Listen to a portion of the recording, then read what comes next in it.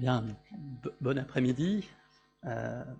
Il nous a semblé en effet logique de compléter cette première session par ce thème de la prévention médicamenteuse. Alors je crois que dans le titre initial, il n'y avait pas le point d'interrogation, mais je l'ai rajouté.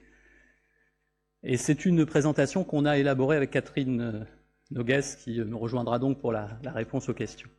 Voilà mes liens d'intérêt.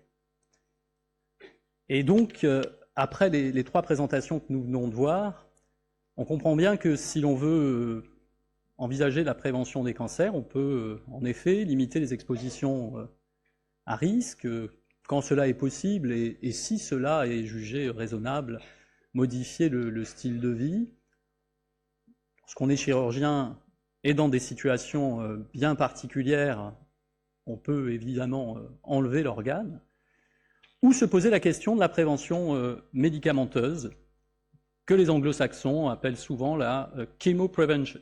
Et il y a une définition ancienne, qui est celle-ci, l'utilisation d'agents naturels, synthétiques ou biologiques, supposés réverser, supprimer ou prévenir, soit les phases initiales de la carcinogénèse, prévention primaire, soit la progression d'un tissu ou de cellules pré-cancéreuses vers une maladie authentiquement cancéreuse et invasive. Alors, en matière de prévention, les données les plus solides dont on dispose sont obtenues autour des thérapies hormonales. Et il y a eu deux grandes catégories d'agents thérapeutiques utilisés, les SERM, tamoxifène et raloxifène, qui ciblent directement le récepteur aux œstrogènes, ou les inhibiteurs de l'aromatase, non stéroïdiens ou stéroïdiens. Alors, très récemment, dans JAMA, on a eu une mise au point de la Task Force US pour la prévention, qui fait un point assez intéressant sur les bénéfices et les risques de cette approche. Si on prend en compte les principales études randomisées qui ont évalué cette question, chez les femmes ménopausées et pour le tamoxifène seulement chez les femmes préménopausées, qui ont un risque plus ou moins élevé de cancer du sein, la prévention hormonale, c'est entre 7 et 16 cancers du sein évités pour 1000 femmes traitées 5 ans. C'est une prévention qui s'effectue quasi exclusivement sur les cancers RE positifs. Il n'y a dans aucune étude un impact détecté sur la survie globale. Ce n'est pas le critère de jugement principal. L'effet préventif obtenu, on sait qu'il persiste plusieurs années après l'arrêt du traitement, et c'est particulièrement bien documenté pour le tamoxifène. Et en matière de bénéfices, il y a pour les SERM un effet favorable au-delà du cancer sur le risque de fracture vertébrale pour le raloxifène, non vertébrale pour le tamoxifène. Donc ça, ce sont les bénéfices. Les risques, ce sont plus d'accidents thromboemboliques pour les SERM, pour le tamoxifène particulièrement, plus de cancer de l'endomètre et de cataracte. Pour les SERM, comme pour les inhibiteurs de l'aromatase, plus de symptômes vasomoteurs. Pour les inhibiteurs de l'aromatase, plus de symptômes musculo-squelettiques.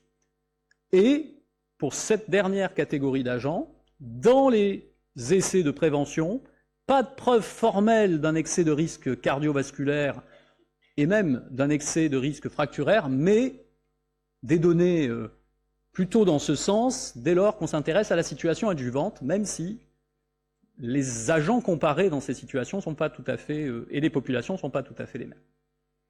Alors j'attire quand même votre attention sur cet aspect risque, et notamment sur les symptômes fonctionnels induits par ces agents, pour rappeler qu'il s'agit d'évaluations réalisées par les médecins, et nous le verrons probablement dans des présentations qui vont venir au cours de ce congrès. Elles sont de moins en moins considérées comme fiables dès lors qu'il s'agit de s'intéresser à la qualité de vie des gens et au retentissement des toxicités induites.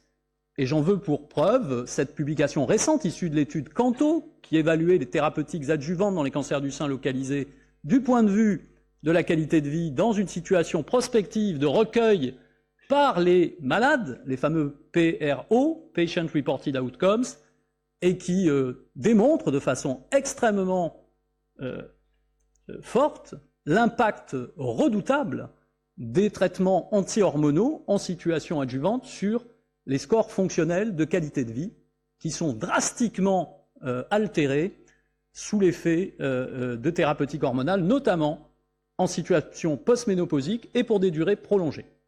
Et donc c'est quelque chose qu'il faut avoir en tête dès lors qu'on se propose de faire de l'hormonoprévention chez donc des femmes indemnes, ce qui explique que les recommandations restent extrêmement prudentes ou absentes dans les différents pays.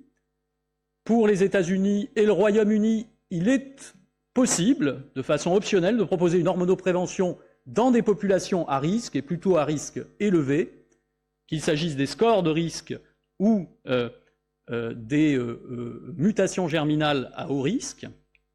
Le tamoxifène est le seul agent enregistré pour les femmes non ménopausées. Tamoxifène, raloxifène et inhibiteurs de l'aromatase sont envisageables chez les femmes post-ménopausées, et seuls le tamoxifène et le raloxifène ont eu un enregistrement par la FDA. Il n'y a aucun de ces médicaments qui ait une AMM en Europe, ce qui explique qu'en France, il n'y a pas de recommandation, même optionnelle, en faveur de l'hormonoprévention, y compris dans des formes à risque. Alors, l'utilisation, c'est également une autre conséquence de ce flou et de cette relative réticence. Un peu moins de 16% ou un peu plus de 16% des patientes considèrent cette approche dans les différents essais qui l'ont examinée, pour l'écrasante majorité des cas pour moins de 5 ans, avec des facteurs qui sont associés plus ou moins positivement à une association et qui sont le support des médecins, le risque de cancer objectivement élevé, le niveau d'inquiétude plutôt faible sur les médicaments ou l'essai conçu, et l'âge élevé qui est en général favorable à l'utilisation de ces stratégies. Alors, basés sur ces éléments qui, pour l'instant, sont relativement peu engageants, est-ce qu'on peut progresser vers une prévention médicamenteuse que l'on pourrait qualifier, pour être à la mode, de prévention de précision?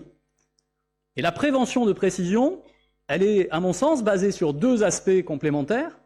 D'un côté, une population cible de patientes mieux sélectionnée, parce que leur risque est élevé, voire très élevé, que l'on ait quantifié sur des données cliniques, sur des données d'exposition, ou de plus en plus sur des données biologiques, voire intégratives, avec des scores polygéniques. Et puis, évidemment, on est encore mieux dans la précision, dans la prévention de précision, si l'on peut identifier le terrain moléculaire, l'équivalent du driver de la médecine prédictive de l'oncologie thérapeutique, qui est associé à ce risque.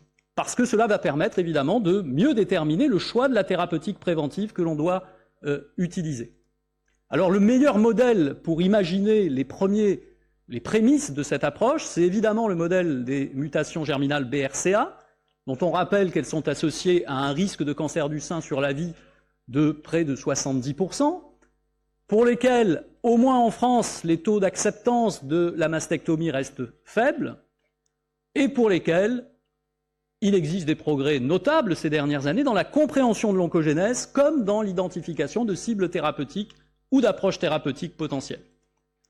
Alors, dans les approches de prévention ciblées sur les femmes BRCA mutées, il y a d'abord cette étude LIBER, qui a été réalisée sous l'égide du groupe génétique et cancer d'Unicancer, et qui testait chez les femmes ménopausées le létrozole en prévention, sur la base d'un rationnel simple, qui d'abord confirme qu'il y a un rôle pour la signalisation œstrogénique, y compris dans les formes BRCA1 mutées, supposées induire des cancers, et même en pratique induisant des cancers RE négatifs.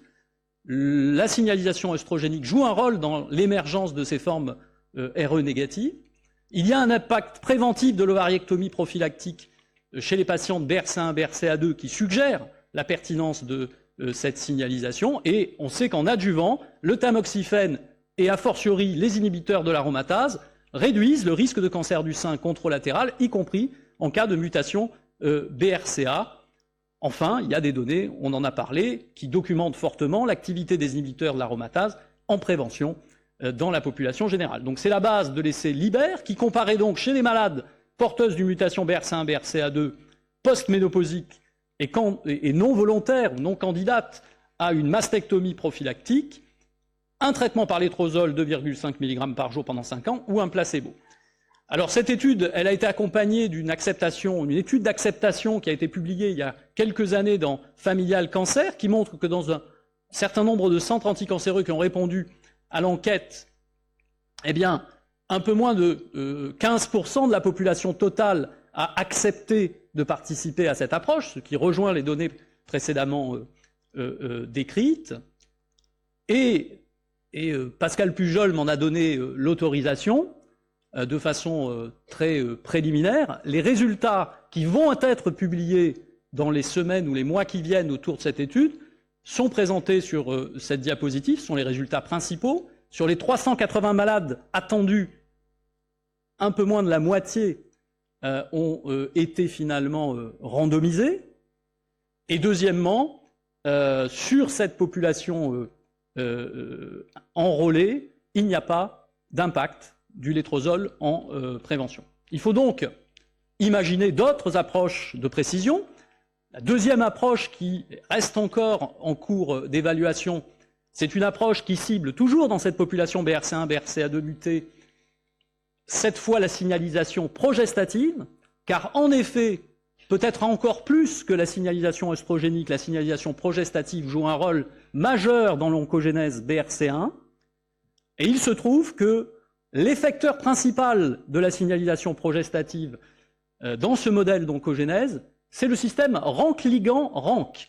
Alors ce système, vous le connaissez très certainement comme un effecteur important dans le métabolisme osseux, d'où son ciblage thérapeutique dans l'ostéoporose et dans le traitement des métastases osseuses installées, mais il est également un acteur majeur de la signalisation progestative dans l'oncogénèse BRCA1, puisque la stimulation de RANK-ligand sur les précurseurs luminaux, voire les cellules souches impliquées dans l'oncogénèse BRCA1, est à l'origine de la prolifération de ces progéniteurs.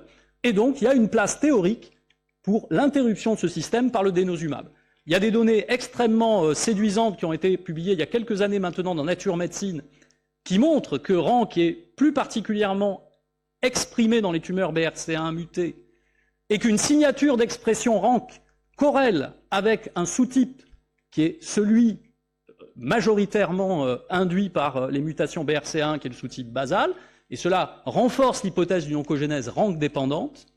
Et puis il y a des données précliniques sur des modèles murins de cancer BRCA1 qui montrent un effet préventif très net du denosumab. Il y a donc des études en cours, précédées d'une étude de faisabilité en préopératoire chez des patientes BRCA mutées ou à haut risque qui demandaient une mastectomie prophylactique. Un petit nombre de ces patients ont reçu de denosumab en périopératoire, et il y a un effet assez net sur la prolifération des cellules épithéliales.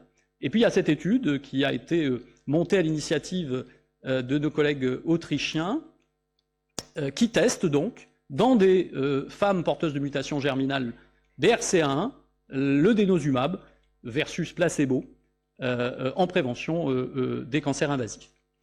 Alors, troisième potentialité de prévention de précision, qui est au moins autant physiopathogénique, c'est la possibilité de cibler les perturbations de la recombinaison homologue induites par les mutations BRCA. Vous le savez, ces mutations altèrent la réparation de l'ADN par ce processus, et on sait que l'inhibition de la polyadépéribose polymérase qui est impliqué dans la réparation des lésions simples bras, va devenir très fortement létale en contexte de recombinaison homologue déficiente. Et c'est la base de l'activité clinique des antiparp qui sont enregistrés maintenant aux États-Unis et en Europe dans différentes indications, y compris dans les cancers du sein métastatiques R2 négatifs, porteurs d'une mutation germinale BRCA1, BRCA2. Alors vous savez que deux de ces inhibiteurs de PARP ont obtenu un enregistrement dans cette situation avec une amélioration de la survie sans progression des patientes atteintes de cancer du sein métastatique. Il y a des données très intéressantes en néoadjuvant ou en monothérapie chez ces patientes. Le talazoparib, un de ces inhibiteurs de PARP, est capable d'obtenir des taux de réponse complète histologique de près de 50%. Il y a des essais en cours en situation adjuvante avec l'olaparib, dont l'un vient de se terminer, qui est en cours d'analyse. Et donc, il y a des données précliniques qui suggèrent que l'inhibition de PARP dans des modèles murins porteurs de mutation BRCA1 va induire une apoptose, une inhibition de croissance des cellules de l'épithélium mammaire, conduisant à un effet préventif très significatif, y compris, et c'est important pour des approches de prévention, si le schéma d'administration est intermittent, c'est-à-dire donc le contraire de continu, avec le retentissement que cela peut avoir pour ces thérapeutiques qui sont potentiellement toxiques sur le plan digestif et hématologique. Alors, pour information, mais je ne vous en dirai pas plus, nous sommes avec le groupe Génétique et Cancer et l'UCBG Unicancer en train de développer ou essayer de développer un protocole qui teste, puisque ces thérapeutiques sont maintenant disponibles, l'utilisation d'un inhibiteur de PARP dans ce contexte génétiquement sélectionné. Je ne m'y attarderai pas beaucoup, mais vous savez que, et vous le verrez dans le cadre de ce congrès, les agents immunologiques ont fait leur entrée de façon assez fracassante cette année dans le traitement des cancers du sein, d'abord métastatiques, mais, et c'est très intéressant, à l'ESMO, il y a quelques semaines, peut-être de façon très importante dans les cancers du sein localisés, cela reste bien sûr à confirmer, et donc cela ouvre la porte, couplé aux données que l'on connaît sur le rôle de l'infiltrat immunologique dans le pronostic des cancers du sein, et notamment dans les cancers du sein triple négatif, forme majoritaire des cancers BRCA1 mutés, eh bien cela ouvre des portes. Évidemment, ce ne sera pas avec des anti-PD1 ou anti-PD-L1, et encore moins des anti-CTLA4, que l'on fera de la prévention chez des femmes indemnes, mais la porte est maintenant entrouverte pour des stratégies immunologiques. J'en suis convaincu pour les 10 ou 15 ans qui viennent. Donc en conclusion, puisqu'il me reste 2 minutes, mais je pense que je serai dans les temps, il faut, si nous voulons développer une prévention de précision, mieux comprendre encore l'oncogénèse que l'on veut éviter, au niveau des cellules souches et des progéniteurs de ces cancers, au niveau du micro-environnement qui est en cause. Ça va nous permettre d'identifier les cibles thérapeutiques de demain, qui ne peuvent pas se limiter à celles que nous venons de passer en revue, on en est tous convaincus. Ça pose la validation de ces approches de prévention des questions cliniques extrêmement complexes. Pendant combien de temps traite-t-on les malades? Selon quelle dose par rapport aux doses antitumorales? Selon quel schéma?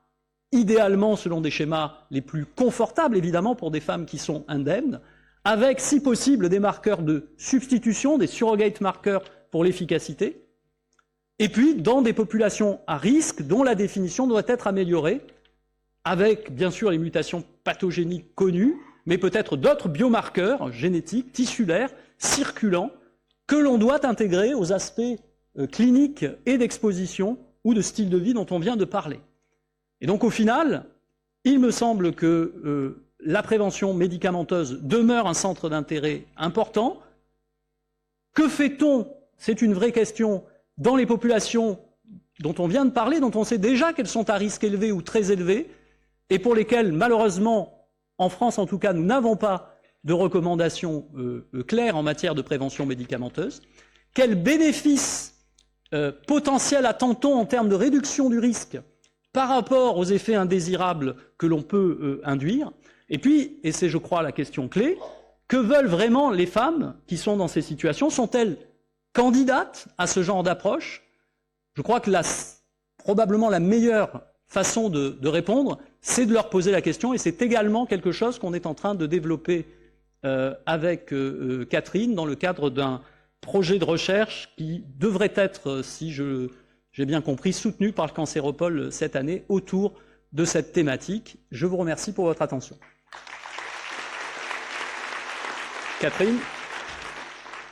Merci pour avoir respecté parfaitement le temps. Juste une question par rapport aux nouvelles études sur le tamoxifène, en particulier les travaux de Deschency à dose réduite. Ça a été présenté donc à San Antonio et publié dans JCO. C'est peut-être une piste quand même, parce que ça réduirait les effets secondaires, ça améliorerait la tolérance, et apparemment, il y aurait une certaine efficacité, même si son étude, elle est quand même un peu confuse, parce qu'il a mis un peu plusieurs catégories de patients.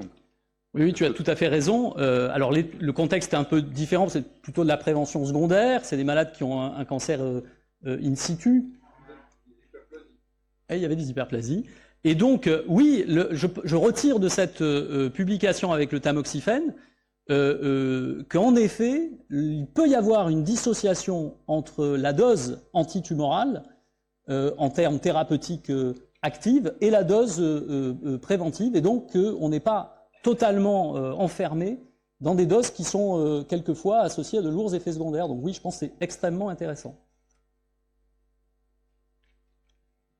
Autre question, commentaire, c'est une question complexe, effectivement. Anne Gompel. Merci pour cet exposé très complet. Je suis issue du groupe Mauvais-Jarvis et il y avait eu des expérimentations sur le catrédoxytame percutané.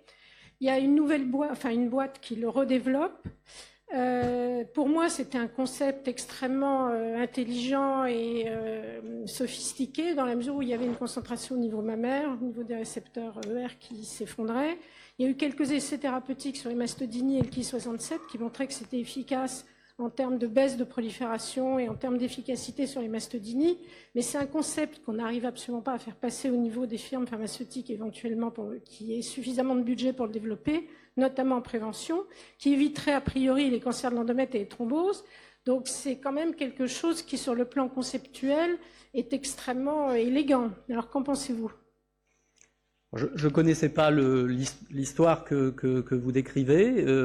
Après, je pense qu'en effet, c'est le développement des stratégies médicamenteuses de prévention est un challenge. Et donc, évidemment, on comprend que les industriels soient interrogatifs. Et il y a beaucoup de questions de développement. Il y a une prise de risque. Il y a beaucoup de limitations qui font qu'il est difficile de développer ces projets. Mais ce qui avait été montré dans les études, c'est que ça se concentrait au niveau du tissu mammaire, donc probablement même une administration 2 fois par semaine serait suffisante, mais ça c'est approuvé, et un passage systémique minimal.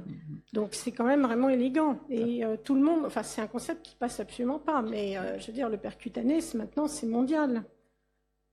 Alors, je crois que tout ce qui peut conduire à augmenter la fenêtre thérapeutique, la fenêtre que l'on souhaite, en diminuant les effets indésirables, donc par exemple en diminuant l'exposition systémique comme vous le décrivez, c'est quelque chose qu'il faut en effet creuser, parce que c'est l'enjeu majeur, c'est le point de friction majeur qu'il faut résoudre. Merci beaucoup. On va peut-être s'arrêter là pour pouvoir faire une pause. Donc merci à tous les orateurs. Oui, alors. Oui, excusez-moi, je vais refaire une remarque un peu paradoxale, parce que j'ai lu un article il y a 4-5 ans dans le Gynéco-Pratique que chez les femmes mutées, justement BRCA1, BCR2, que l'hormonothérapie par estrogène naturel n'était pas contre-indiquée et que bien au contraire, ces estrogènes pouvaient booster les gènes non mutés et que les femmes traitées, mutées, faisaient 2 fois moins de risque de cancer du sein. Est-ce que vous avez lu ce papier Et donc, il faudrait aussi travailler sur ces fameuses estrogènes qui marchent autant sur le cancer digestif que sur le sein. Et je crois que les femmes mutées sous estrogènes naturels peuvent baisser leur risque de cancer du sein. C'est quelque chose à analyser. Merci. D'accord, on va laisser ça pour les discussions. Merci encore aux orateurs.